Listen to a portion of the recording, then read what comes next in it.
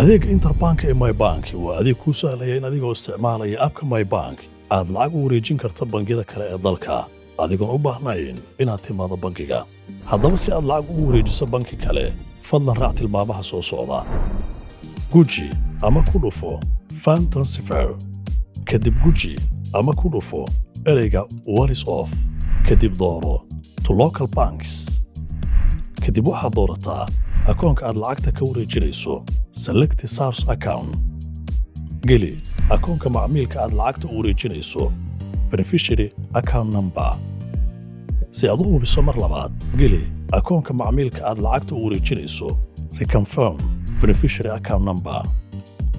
geli magaca macmiilka aad lacagta u wareejinayso enter beneficiary name,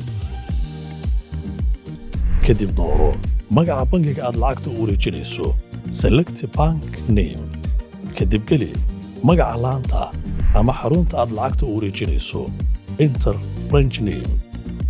geli ciwaanka bangiga macmiilka aad lacagta u wareejinayso enter beneficiary bank address. geli xaddiga lacagta aad wareejinayso enter amount. geli faahfaahinta ama sababta aad lacagta u wareejinayso enter remarks, kadib guji ama ku dhufo submit. si aad u hubiso, guji ama ku dhufo confirm. ugu dambayn, geli MPIN-kaaga ee ka kooban 6 lambar enter MPIN. macmiil waad ku guulaysatay lacag wareejinta. waad ku mahadsan tahay isticmaalka adeegga mybank mobile banking. mybank limited waa bangigii ugu horreeyay ee macaamiishiisa u suurtageliyey in si toos ay lacag ugu diri karaan bangiyada kale ee dalka iyagoo adeegsanaya adeegga mybank mobile banking.